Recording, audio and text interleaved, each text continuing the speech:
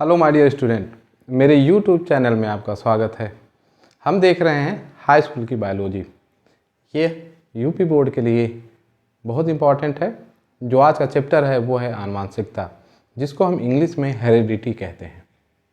इससे काफ़ी महत्वपूर्ण अति लघु उत्तरीय क्वेश्चन पूछे जाते हैं बोर्ड एग्ज़ाम में, और उसी की ये सीरीज रहेगी बोर्ड एग्ज़ाम की, जिसमें आपके विज्ञान के सारे इम्पॉर्टेंट क्वेश्चन को कवर किया जाएगा। तो देर न करते हुए इस वीडियो को शुरू करते हैं और हम देखते हैं पहला क्वेश्चन। पहला क्वेश्चन है कि आनुवांशिक विज्ञान के जनक कौन थे। आनुवांशिक विज्ञान ऐसा विज्ञान, आखिर इसकी परिभाषा हम समझते हैं। ऐसा विज्ञान जब हम किसी भी मनुष्य के लक्षणों का एक पीढ़ी से दूसरी पीढ़ी में जब जाने को समझते हैं कि एक लक्षण दूसरी पीढ़ी में कैसे जाते हैं, फिर आगे पीढ़ी दर पीढ़ी कैसे जाते हैं, तो इसी को हम क्या कहते हैं, आनुवांशिकी या आनुवांशिक विज्ञान। शुरू में अगर हम बात करते हैं तो शुरू में जो जीव विज्ञान था वह अकेला था। फिर बाद में काफ़ी वैज्ञानिकों ने क्या किया, जब जंतुओं का अध्ययन किया तो उसके लिए जंतु विज्ञान बन गया, तो उसमें हम सभी जंतुओं का अध्ययन करते हैं। जब हम पौधों का अध्ययन करने लगे तो उसके लिए एक अलग जीव विज्ञान की शाखा बनी, जिसको हम वनस्पति विज्ञान कहते हैं। तो इस प्रकार से अलग अलग शाखाएं बनती गई। लेकिन इस विज्ञान की जो नींव, जो कि आनुवांशिक लक्षणों का अध्ययन करेगी, इसकी जो शुरुआत की थी वो ग्रेगर जॉन मेंडल ऑस्ट्रिया के वैज्ञानिक थे। ऑस्ट्रिया एक देश है, वहाँ के वैज्ञानिक थे ये, जो पादरी चर्च में क्या थे, एक फादर थे। आप फोटो में देख रहे हैं, यही है ग्रेगर जॉन मेंडल। और इन्होंने बहुत अच्छी तरीके से अपना जो आनुवांशिकता का सिद्धांत था उन्होंने प्रतिपादित किया। तो आपको ये क्लियर हो गया होगा कि आनुवांशिक विज्ञान के जनक कौन है, ग्रेगर जॉन मेंडल। हम थोड़ा इसमें डिटेल में डिस्कशन करेंगे, जिससे आप इससे संबंधित और भी क्वेश्चन आए तो उसको अटेम्प्ट कर सकें। फिर है दूसरा क्वेश्चन, मेंडल प्रसिद्ध हैं, किस लिए प्रसिद्ध हैं, वह किस क्षेत्र में अपना प्रयोग किया। तो अभी हमने डिस्कशन किया था मेंडल ने किसके ऊपर अपना प्रयोग किया था कि एक पीढ़ी से दूसरी पीढ़ी तक लक्षण कैसे जानते हैं, और वह किस क्षेत्र में आता है, आनुवांशिकता के। तो मेंडल आनुवांशिकता के क्षेत्र में प्रसिद्ध थे। अब हम तीसरा क्वेश्चन देखते हैं कि मेंडल ने किसके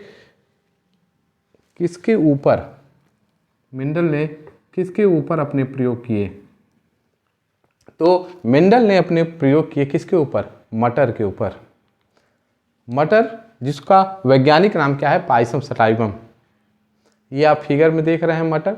उन्होंने गार्डन पी यानी बगीचे की मटर को लिया और उसका अपने चर्च के पीछे बगीचा बनाया, और उस बगीचे के पीछे क्या किया, उन्होंने इस मटर की एक पीढ़ी से दूसरी पीढ़ी तक जो लक्षण था उसको देखा कि मटर में लाल फूल कैसे हुए, सफ़ेद फूल कैसे हुए, कौन से मटर लंबे हैं, कौन से बौने हैं। तो इस प्रकार उन्होंने बहुत सारे प्रयोग किए मटर के ऊपर।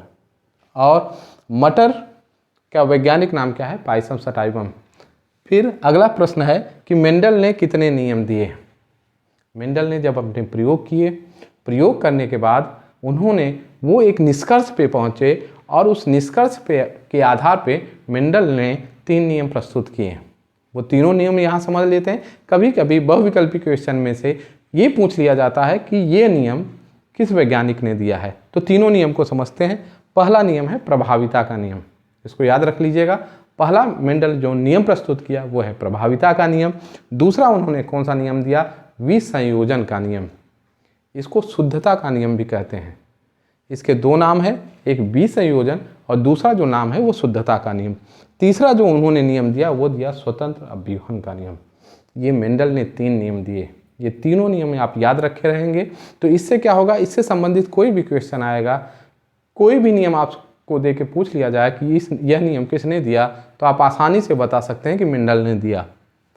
अब बात करते हैं अगले प्रश्न की, मेंडल ने मटर के कितने लक्षण लिए थे। ये महत्वपूर्ण प्रश्न है और इसको हम थोड़ा डिटेल में समझेंगे। यह भले एक छोटा क्वेश्चन है, या बहुविकल्पी में आए या अति लघु में आए, लेकिन इसको हम लोग डिटेल में समझते हैं। फिगर में आप देखिएगा, मेंडल ने 7 मटर के लक्षणों को लिया, जिसमें से जो महत्वपूर्ण है वो लंबाई की बात कर सकते हैं, फूल के रंग की बात कर सकते हैं, बीज के आकार की बात कर सकते हैं। लेकिन मेंडल ने 7 लक्षणों को लेकर प्रयोग किया। जो पहला लिया उन्होंने वो लिया मटर की लंबाई के आधार पे। एक उन्होंने देखा कि मटर की कुछ प्रजाति छोटी होती है, कुछ लंबी होती है, तो लंबा और बौना पौधा कहा। दूसरा उन्होंने प्रयोग किया कि कुछ मटर के फूल क्या होते हैं, बैंगनी होते हैं, और कुछ क्या होते हैं, सफ़ेद होते हैं, तो फूल के रंग के आधार पे दूसरा लक्षण। तीसरा लिया बीज का आकार, कुछ मटर के बीज झुर्रीदार होते हैं, कुछ गोल होते हैं, ये तीसरा लक्षण था। फिर बीज का रंग, कि बीज अगर हरा है तो हरे रंग की मटर होगी और पीले रंग की मटर, ये लक्षण लिया। फिर फली का आकार, उसका जो मटर की छीमी होगी वो पीली होगी कि हरी होगी, ये आधार लिया। अगला उन्होंने आधार लिया कि जो फूल होते हैं वह अक्ष पे पाए जाते हैं कि शीर्ष पे पाए जाते हैं। इस तरीके से मेंडल ने पूरे 7 लक्षण लिए। तो आप 7 लक्षण को अच्छे से समझ गए, तो यह आसानी से अगर कोई क्वेश्चन आता है तो आप आसानी से उसका उत्तर दे सकते हैं। अगला प्रश्न है कि झुर्रीदार और गोल बीज में प्रभावी और अप्रभावी बताएं। यहाँ समझिएगा, बात आता है प्रभावी और अप्रभावी की। अगर 2 आदमी कुश्ती लड़ रहे हैं, कोई एक मजबूत है एक दुबला है, तो जो मजबूत है वह क्या है, उसके ऊपर क्या है, प्रभावी है, और जो पतला इंसान है वह अप्रभावी रहेगा, वो हार जाएगा। उसी तरीके से मेंडल ने कहा कि जब हम क्या करते हैं, झुर्रीदार और गोल बीज के मटर के बीच जब हम क्या कराते हैं, संकरण कराते हैं, निषेचन कराते हैं, तो देखते क्या हैं कि अगली पीढ़ी में जो मटर आते हैं उसके जो बीज होते हैं क्या होते हैं, गोल होते हैं। तो जब झुर्रीदार और गोल बीज का संकरण कराते हैं तो देखते क्या है कि अगली पीढ़ी में जो बीज आते हैं वो गोल होते हैं, झुर्रीदार उसमें से कोई नहीं होता। तो इससे सिद्ध होता है कि जो झुर्रीदार है वो क्या है, अप्रभावी है, कमज़ोर है, वो कुश्ती में हार गया। जबकि प्रभावी कौन था, गोल बीज वाला, यानी गोल बीज के जो मटर हैं वो क्या हैं, प्रभावी हैं। अब हम अगले क्वेश्चन पे आते हैं कि मेंडल के अनुसार मटर के बौने पौधे का जीन प्रारूप क्या होता है। अगर हम बात करते हैं किसी भी कोशिका में, तो गुणसूत्र हमेशा जोड़े में पाए जाते हैं। जैसे कहा जाता है कि ईश्वर ने लोगों को जोड़े में भेजा है, तो उसी तरह कोशिका में भी क्या होता है, जो जीन पाए जाते हैं या गुणसूत्र पाए जाते हैं वो जोड़े में पाए जाते हैं। तो यहाँ पूछा जा रहा है कि मटर के बौने पौधे, बौने यानी ड्वार्फ, ठीक है। अगर हम कैपिटल टी लेते हैं, कैपिटल टी माने वह पौधा क्या है, लंबा है, तो उसके लिए कैपिटल टी यूज किया जाता है प्रभावी लक्षण के लिए। और जो अप्रभावी होता है उसके लिए हम क्या लेते हैं, स्मॉल टी, स्मॉल टी। तो यह महत्वपूर्ण चीज़ है कि बौने पौधे के लिए जो जीन प्रारूप होता है, जीन प्रारूप बताया गया कि जिन जोड़े में पाए जाते हैं, और स्मॉल टी जो होते हैं वह कोशिका के अंदर पाए जाते हैं। अब हम बात करते हैं अगले प्रश्न की, प्रश्न नंबर 8, मटर के शुद्ध लंबे पौधे का जीन प्रारूप क्या होगा। आप समझ चुके होंगे कि लंबा पौधा और बौने के पौधे के बीच जब हम निषेचन कराते हैं, फिगर में भी देखिएगा जो आता है वो क्या आता है, लंबा पौधा, यानी लंबा पौधा क्या है, प्रभावी है, और जबकि बौना पौधा क्या है, वो अप्रभावी होता है। तो लंबे पौधे प्रभावी होने के लिए टॉल मीन्स लंबा, तो टी, कैपिटल टी इसको ले लेते हैं, और जो जीन या गुणसूत्र होते हैं वो क्या होते हैं, जोड़े में पाए जाते हैं, तो कैपिटल टी। और जो बौना पौधा होता है उसके लिए यहाँ पे हमने पिछले उत्तर में देखा स्मॉल टी, तो ये आप आसानी से समझ लेंगे। अब बात करते हैं अगले प्रश्न की, मानव में गुणसूत्रों की संख्या कितनी होती है। यह ज़्यादातर लोग क्वेश्चन, इसका आंसर आप लोग जानते होंगे, लेकिन फिर से समझते हैं इसको।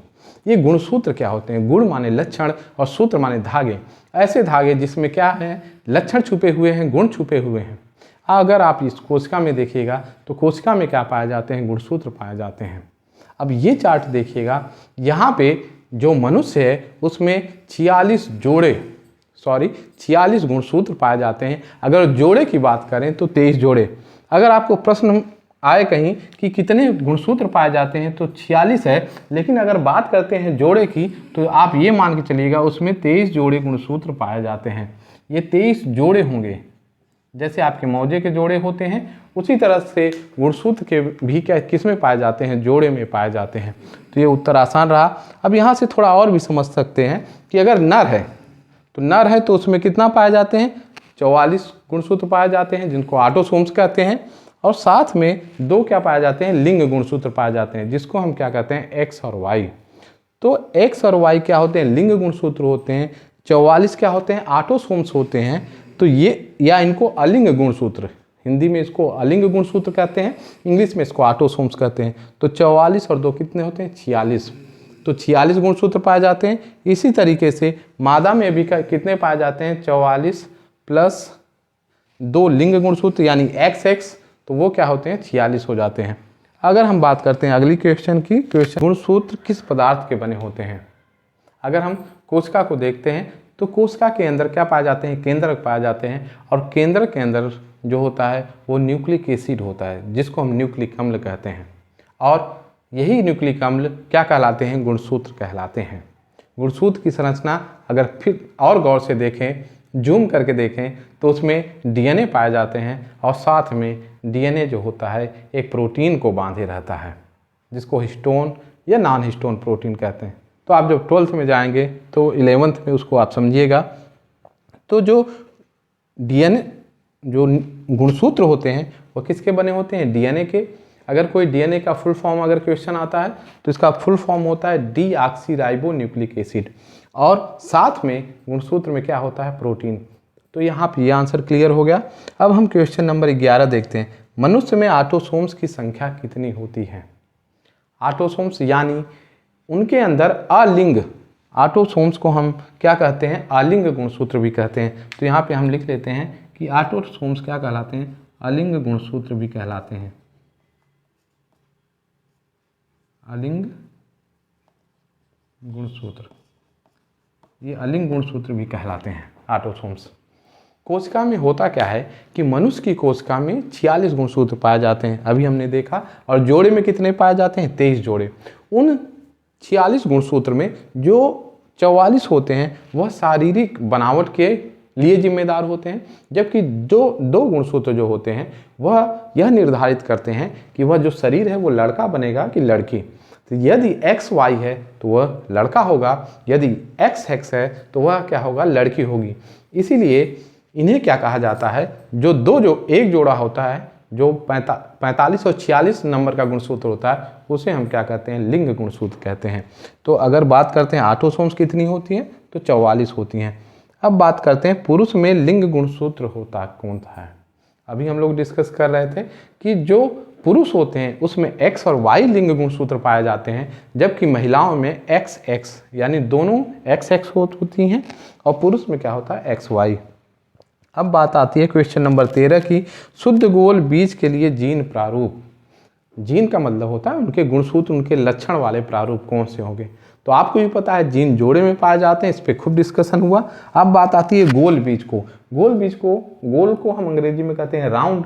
राउंड का हम क्या लेते हैं? आर लेते हैं, और आर अगर हम स्मॉल लेटर में लिखेंगे तो वो झुर्रीदार हो जाता है, और जब वो कैपिटल लेटर में 2 आर लिख देते हैं तो यह बताता है कि जीन प्रारूप वह क्या है? गोल बीज का है। तो अगर आपसे कहा जाए कि गोल बीज का जीन प्रारूप क्या होगा, तो कैपिटल आर रहेंगे 2। अगर झुर्रीदार की बात करते हैं, वह अप्रभावी लक्षण हैं, उनके जीन प्रारूप क्या होंगे? Small R. अब हम अगले टॉपिक प्रश्न पे आते हैं, क्वेश्चन नंबर 14 14वां। एक द्विसंकर दर्श प्रारूप होता है, यानी उसका अनुपात क्या होता है? तो यहाँ पे इस चार्ट को देखिएगा, यह है मेंडल के द्विसंकर क्रॉस का चार्ट, और इसी चार्ट से निकल के आया था मेंडल का तीसरा नियम, स्वतंत्र व्यूहन का नियम।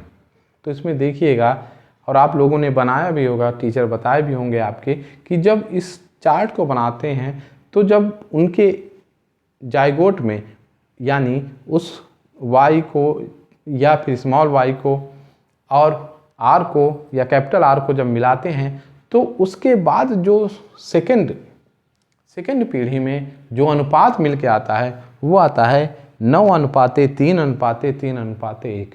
यह होता है मेंडल के तीसरे नियम का ये निष्कर्ष है कि जब 2 लक्षणों को लेकर हम क्रॉस करते हैं, जिसको द्विसंकर क्रॉस कहते हैं, तो उसमें जो अनुपात निकल के आता है वो 9:3:3:1।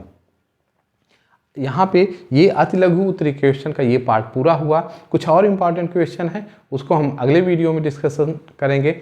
यदि आप इस चैनल में नए हैं तो सब्सक्राइब कीजिएगा, अपने दोस्तों को शेयर करिएगा, और वीडियो अच्छा लगा तो ज़रूर कमेंट करिएगा। Thank you.